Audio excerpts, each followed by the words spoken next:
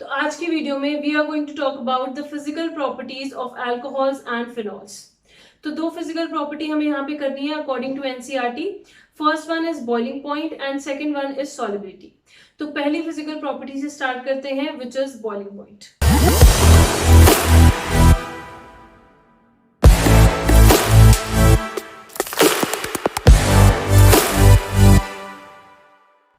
देखो, जो physical properties होती हैं अल्कोहल्स या फिनॉल्स की, वो किस वजह से होती हैं? That is mainly due to the hydroxyl group which is present in them. अब ये चीज हमें पता है कि अल्कोहल जो होता है वो किससे बना होता है? एक एल्काइल ग्रुप से और हाइड्रोक्सिल ग्रुप। और फिनॉल जो होता है वो किससे बना होता है? एक एराइल ग्रुप जिसके साथ एक OH ग्रुप लगा होता है। तो अल्कोहल्स और फिनॉल्स की जो फिजिकल प्रॉपर्टीज हैं that is only due to the presence of this OH group which is present in that. ठीक है, OH ग्रुप ही उनको उनकी फिजिकल प्रॉपर्टीज देता है। अब बाकी ये R ग्रुप जो AR ग्रुप होते हैं ये क्या करते हैं? ये बस उन फिजिकल प्रॉपर्टीज को मॉडिफाई करते हैं। ठीक है, अब स्टार्ट करते हैं with the first physical property which is boiling point. अब देखो, बॉइलिंग पॉइंट कंपैरिजन हमें करना है।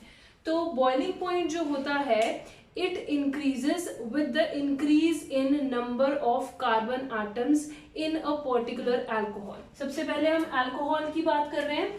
तो जैसे मैंने एग्जांपल ले लिया यहाँ पे मिथेनॉल। अब मैं क्या करूंगी, यहाँ पे कार्बन चेन लेंथ को बढ़ाते जाते हैं। यहाँ पे एक कार्बन लिया, then I am taking 2 carbon atoms CH3 CH2OH, then I am taking 3 carbon atoms CH3 CH2 CH2OH। ठीक है, तो अगर हम इन मॉलिक्यूल्स का बॉइलिंग पॉइंट का कंपैरिजन करें तो लेफ्ट टू राइट मूव करने पे क्या हो रहा है? यहाँ पे कार्बन चेन लेंथ जो है that is increasing. So with increase in carbon chain length हमारा जो सरफेस एरिया है वो इंक्रीज हो रहा है।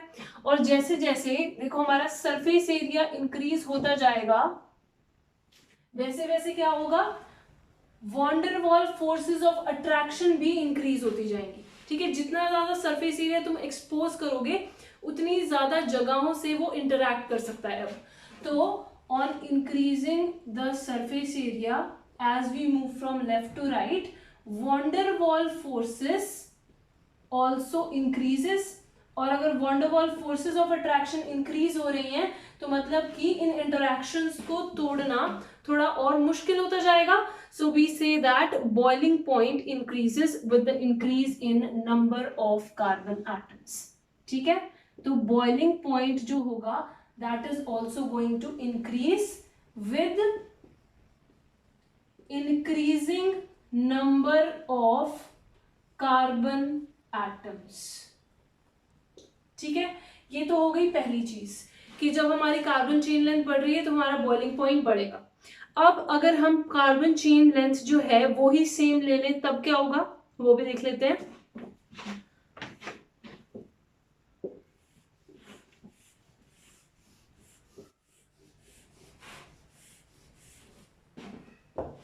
देखो, ऐसा मानो कि मैंने यहाँ पे ले लिया 4 कार्बन चेन लेंथ का अल्कोहल।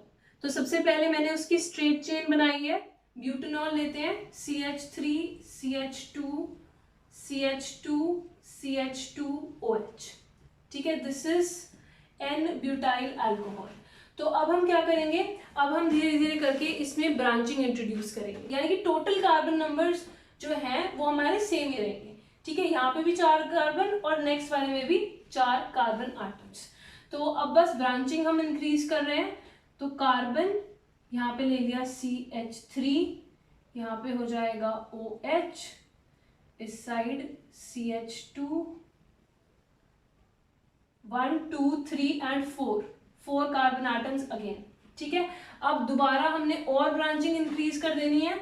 सो C यहाँ पे आ गया CH3, यहाँ पे CH3 CH3 and OH। Again we have taken 4 carbon atoms.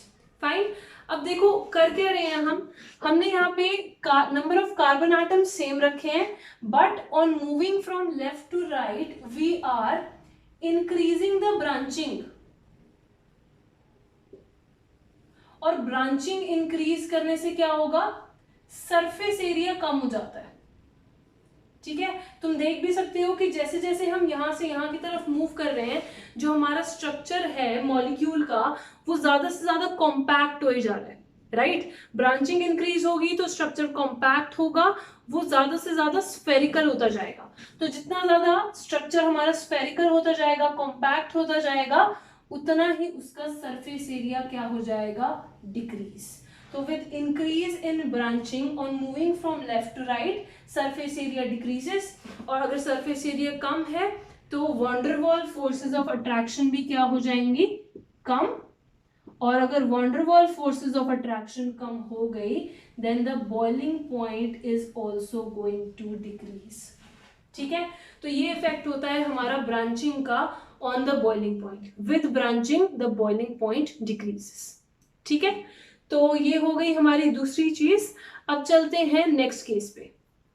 तो देखो अब हम कंपैरिजन करेंगे अल्कोहल्स और फिनॉल्स का बॉइलिंग पॉइंट हम कंपेयर करेंगे कुछ दूसरे मॉलिक्यूल्स के साथ, बट इन सब मॉलिक्यूल्स का मॉलिक्यूलर मास जो होना चाहिए वो ऑलमोस्ट कंपेरेबल होना चाहिए। ठीक है, तो पहले स्ट्रक्चर देखो ध्यान से अल्कोहल्स का और फिनॉल्स का। यहाँ पे मैंने अल्कोहल लिया है ROH, जहाँ पे R कोई भी अल्काइल ग्रुप है। ठीक है, तो ROH ROH ROH, बहुत सारे ROH के मॉलिक्यूल्स हैं, तो ये तुम्हारा अल्कोहल है। अब देखो अल्कोहल्स में क्योंकि ये OH ग्रुप प्रेजेंट है तो यहाँ पे it has a partial negative charge oxygen due to its high electronegativity, और हाइड्रोजन के ऊपर क्या होता है, एक पार्शियल पॉजिटिव चार्ज। तो यहाँ पे ऑब्वियसली हर एक अल्कोहल के मॉलिक्यूल के ऊपर ऐसा पार्शियल पॉजिटिव और नेगेटिव चार्जेस बने होंगे, और इसी चार्जेस की वजह से इनमें हाइड्रोजन बॉन्डिंग की पॉसिबिलिटी जनरेट हो जाती है। ठीक है, तो अल्कोहल्स के अंदर किस टाइप की बॉन्डिंग होती है, वी हैव हाइड्रोजन बॉन्डिंग। तो एक अल्कोहल मॉलिक्यूल का ऑक्सीजन एटम और दूसरे अल्कोहल मॉलिक्यूल का हाइड्रोजन एटम एक दूसरे के साथ क्या दिखाते हैं, हाइड्रोजन बॉन्डिंग। ऐसे ही यहाँ पे देखो एक मॉलिक्यूल का oxygen atom with the other molecule का हाइड्रोजन एटम, तो हाइड्रोजन बॉन्डिंग एग्जिस्ट करती है in case of alcohols. Similarly hydrogen bonding exist करती है इन केस ऑफ फिनॉल्स। तो यहाँ पे भी एक मॉलिक्यूल का ऑक्सीजन और दूसरे मॉलिक्यूल का हाइड्रोजन क्या कर रहे होंगे, एक दूसरे के साथ हाइड्रोजन बॉन्डिंग शो कर रहे होंगे। तो हाइड्रोजन बॉन्डिंग काफी स्ट्रांग होती है, हमें पता ही है, राइट। अब देखो इनका हम कंपैरिजन करते हैं विद सम अदर मॉलिक्यूल्स।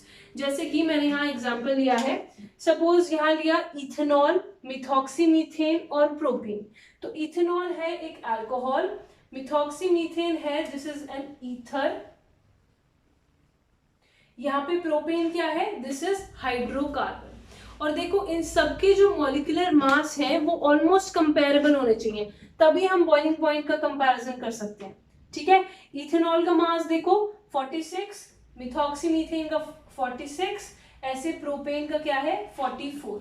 तो ऑलमोस्ट कंपेरेबल मॉलिक्यूलर मासेस होने चाहिए सारे मॉलिक्यूल्स के जिनका हम बॉइलिंग पॉइंट कंपेयर कर रहे हैं। ठीक है, तो अब बॉइलिंग पॉइंट जरा कंपेयर करो। अल्कोहल का तो है 351 केल्विन, ईथर का है 248 केल्विन, और हाइड्रोकार्बन का सबसे कम है विच इज 231 केल्विन। अब रीजन क्या है इसके पीछे, ये मैंने ऑलरेडी बता ही दिया कि जो अल्कोहल्स या फिर फिनॉल्स होते हैं उनके अंदर हाइड्रोजन बॉन्डिंग एग्जिस्ट कर रही होती है, और इस हाइड्रोजन बॉन्डिंग की वजह से इस बॉन्ड को ब्रेक करना इतना इजी नहीं है। You need to give very very high amount of heat here. ठीक है, तो कम से कम तुम्हें इतना बॉईल करना पड़ेगा, इतना टेम्परेचर ले जाना पड़ेगा इथेनॉल के केस में, ताकि तुम इथेनॉल के मॉलिक्यूल्स के बीच में बॉन्ड को ब्रेक कर सको और उसको उसके वेपर स्टेट में भेज सको। ठीक है, ये लिक्विड है तो उसको तुम्हें बॉईल करके वेपर स्टेट में भेजना है, तो तुम्हें इतना टेम्परेचर तो देना ही पड़ेगा। ठीक है, यहाँ पे हाई टेम्परेचर क्यों है, क्योंकि हाइड्रोजन बॉन्डिंग को तोड़ने के लिए तुम्हें ज्यादा एनर्जी चाहिए। फाइन, अब देखो मिथॉक्सीमीथेन में ऐसा क्यों नहीं है, बॉन्ड तो यहाँ पे भी थोड़ा बहुत पोलर है ही, राइट, बट यहाँ पे हाइड्रोजन बॉन्डिंग एग्जिस्ट नहीं करती। दूसरे ईथर के मॉलिक्यूल के पास कोई हाइड्रोजन तो है ही नहीं, राइट, यहाँ पे CH3 है, CH3 है ऑक्सीजन, तो ऑल्दो ये वाला बॉन्ड पोलर है बट यहाँ पे हाइड्रोजन बॉन्डिंग एग्जिस्ट नहीं करेगी, तो there is no hydrogen bonding over here, there is no hydrogen bonding over here. But ether का इससे थोड़ा सा ज्यादा है क्योंकि ये थोड़ा ज्यादा पोलर है इन कंपैरिजन टू प्रोपेन। ठीक है, तो इसकी इंटरैक्शंस क्या होंगी, बेटर होंगी in comparison to propane. Fine. अब देखो, वैसे हमने अल्कोहल्स के साथ कंपेयर कर लिए कुछ मॉलिक्यूल्स, ऐसे ही तुम फिनॉल के साथ भी कर सकते हो। जैसे कि सपोज तुमने लिया टोलुइन और इसका तुम्हें बॉइलिंग पॉइंट कंपैरिजन करना है विद फिनॉल, तो दोनों में से किसका बॉइलिंग पॉइंट ज्यादा होगा? This is very clear. Obviously जो हमारा फिनॉल है उसका बॉइलिंग पॉइंट जो होगा वो ज्यादा होगा। वाई? क्योंकि इसके केस में हाइड्रोजन बॉन्डिंग है और इसके केस में हाइड्रोजन बॉन्डिंग नहीं है, तो जहां हाइड्रोजन बॉन्डिंग उसका बॉइलिंग पॉइंट क्या होगा? हाइयर होगा। फाइन। तो this is all about the boiling point of the molecules. अब हम चलते हैं आगे towards the solubility of these molecules. तो चलो बात करते हैं अल्कोहल्स की सॉल्युबिलिटी की। तो हम यहाँ पे कर क्या रहे हैं, हम यहाँ पे अल्कोहल को पानी में डिसॉल्व कर रहे हैं।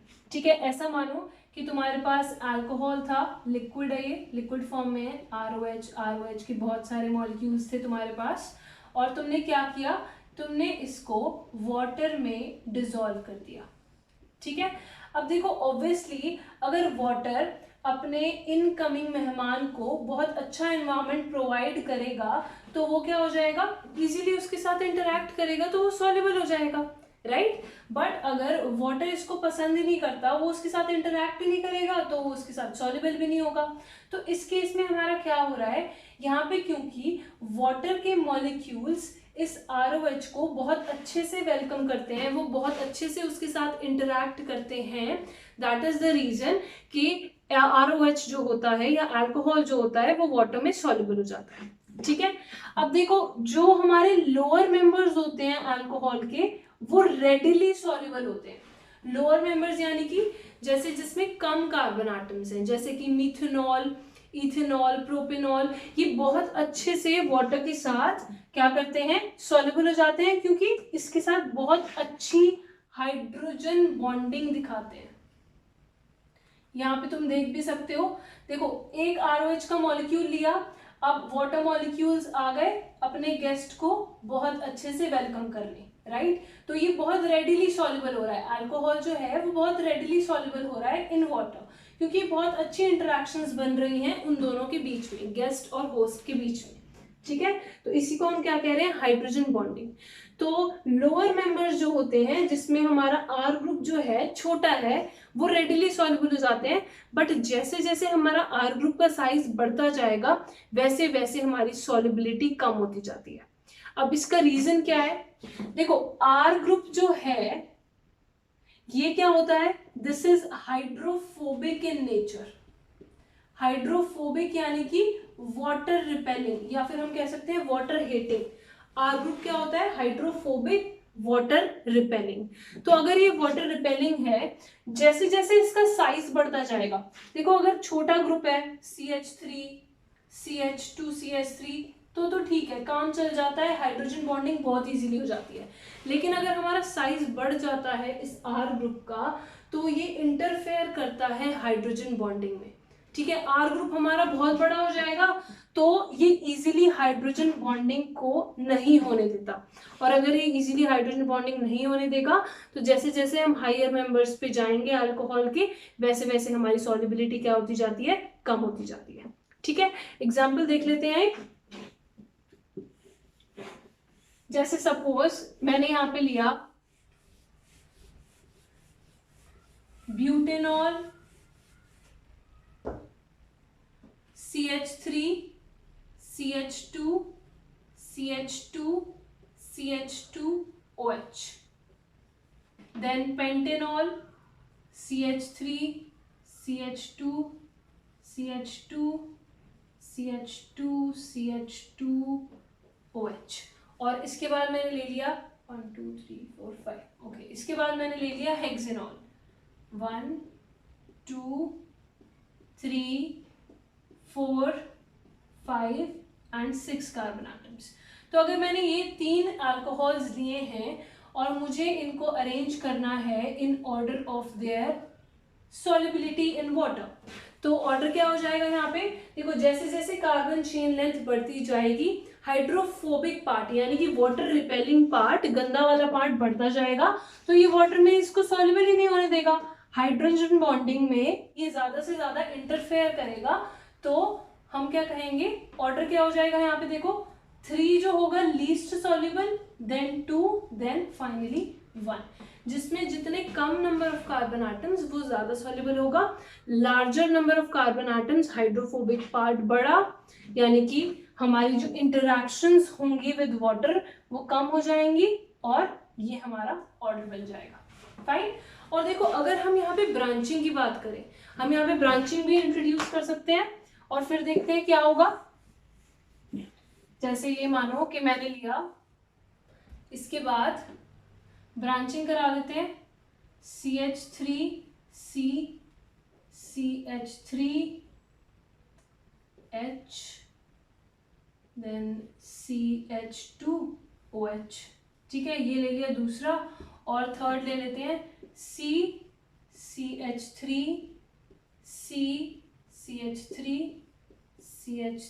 And OH। तो ये हो गया फर्स्ट, ये हो गया सेकंड और ये हो गया थर्ड। तो देखो अब यहाँ पे क्या हो रहा है, जैसे ही हम first to second to third move कर रहे हैं, हमारा जो है ये हाइड्रोफोबिक पार्ट, इसका सरफेस एरिया डिक्रीज हो जा रहा है। ये मैंने अभी बताया कि जैसे जैसे हमारी ब्रांचिंग बढ़ती है, जैसे ही हम यहाँ से यहाँ जा रहे हैं, ऐसा मानो यहाँ से यहाँ, तो हो क्या रहा है, ब्रांचिंग जो है वो हमारी इंक्रीज हो रही है, और अगर ब्रांचिंग हमारी बढ़ेगी तो सरफेस एरिया को क्या होता है, सरफेस एरिया हमारा डिक्रीज हो जाएगा, और अगर सरफेस एरिया डिक्रीज हो रहा है यानी कि जो गंदा वाला पार्ट है, हाइड्रोफोबिक जो पार्ट है, उसका सरफेस एरिया डिक्रीज हो रहा है, तो हमारे लिए तो अच्छा ही है, राइट। तो अगर सरफेस एरिया डिक्रीज हो रहा है हाइड्रोफोबिक पार्ट का, तो हमारी सॉल्युबिलिटी इन वाटर क्या हो जाएगी, बढ़ जाएगी, ठीक है, क्योंकि हमें हाइड्रोफोबिक पार्ट जो है कम से कम चाहिए। तो हमारी इस केस में सॉल्युबिलिटी ऑर्डर क्या हो जाएगा, 3 जो होगा that would be most soluble, then 2 and then finally 1, ठीक है। तो सरफेस एरिया भी तुम्हें ध्यान रखना होगा while looking at the solubility of compounds। Fine. तो बोर्ड एग्जाम में अगर क्वेश्चन तुम्हारा आएगा इस टॉपिक से, तो बहुत इजी क्वेश्चन आता है, तुम्हें कुछ मॉलिक्यूल्स दे देंगे और तुम्हें उनको अरेंज करना होगा इन इंक्रीजिंग और decreasing order of their boiling point या फिर सॉल्युबिलिटी, ठीक है। तो इतना ही तुम्हारा करना है, तुम्हें इससे ज्यादा डिटेल में जाने की जरूरत नहीं है, इसी से तुम्हारा काम मिल जाएगा, ठीक है। So this is it for today. In the next video, we'll be starting with the main topic of this chapter, which is the chemical reactions of alcohols and phenols.